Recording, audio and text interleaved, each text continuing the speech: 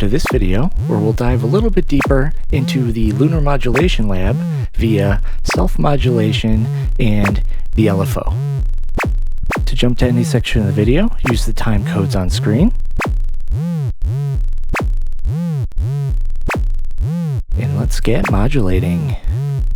Right now, I'm using the Lunar Modulation Lab into the exponential input on my Doepfer A110 basic VCO. And it's just outputting a triangle wave, so that's all we're hearing right now. So we could get the clearest sound of what we're hearing with the LFO. Already we can see that the unique waveform on the Lunar Modulation Lab gives us some unique modulation waves, especially at these slower levels. Though it does weaken its amplitude a bit when you go slower, you still get interesting modulation, and we'll be able to adjust that later on, you'll see. And the amplitude thing is just for this specific output. First off, we could flip this switch from linear to curve, and we could even hear that difference pretty significantly.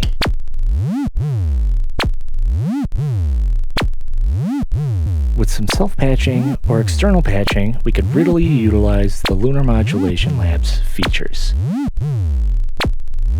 First, we'll start by using the stairs output, which is basically a slower quantized sawtooth wave tied to our oscillator speed. So we can see when I speed up the LFO, we have a sawtooth or ramp down wave. But when we slow it down, it gives us great stepped modulation points. So I'm going to plug the stairs into the mod.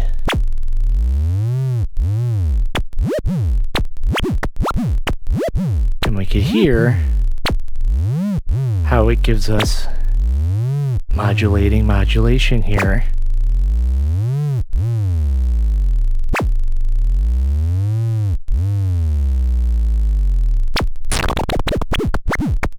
There it is, faster. So we get a really fast to a really slow LFO in those stepped intervals, which is really cool. Now let's try it in the FM.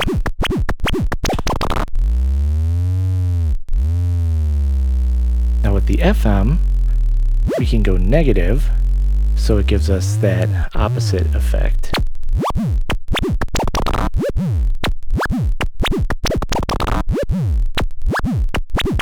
Now another great modulation source, of course, is sine. And since we have this attenuator here, why not put it in something that we can't attenuate when we plug it in, which is the volt per octave.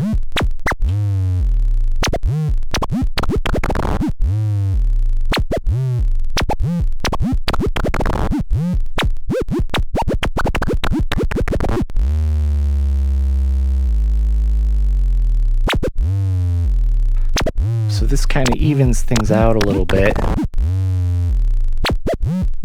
So maybe we won't do that. Now another great modulation output is our divider output. And we could use that to, say, reset. Even though it says VCO mode only, we'll notice here, actually, I'll just show you with a gate. We're going to get an interesting spike here when we get a gate or a trigger. It only responds to the trigger, not the release of the gate, I think. But it gives us a little bump there, which is interesting. Even though you assume it does nothing, you could get some nice rhythmic effects.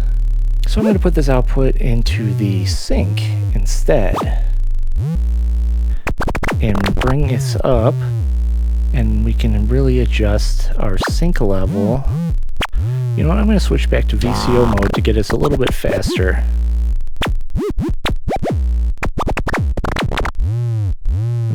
real interesting effects with this divider. And now we could take, say, this special pulse output here and plug that into the selector. So now this is going to go crazy, and it's going to give us interesting divider intervals here.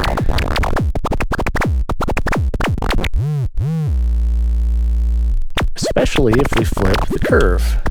It changes this waveform to the pulses are not quite as even. And I think there's a few more pulses in there.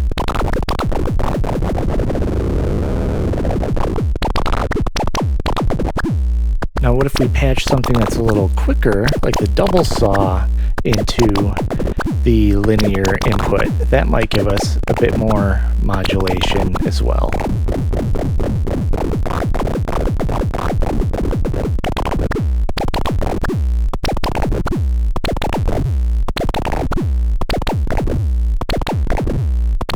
Now note, this is only modulating the pitch of one external oscillator triangle wave.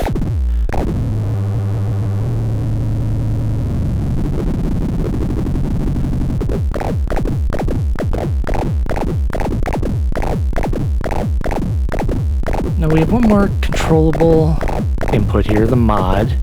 So let's play with another interesting waveform, the even wave. And I'll throw that into the mod, which at full is basically volt per octave,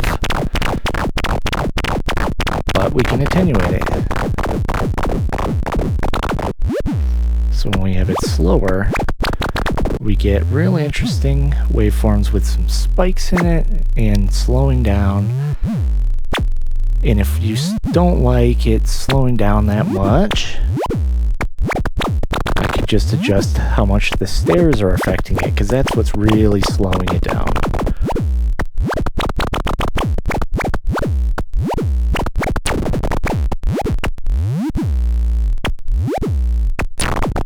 Now that I've shown you all the self-patching capabilities here, let's see this in a bit more musical of a context.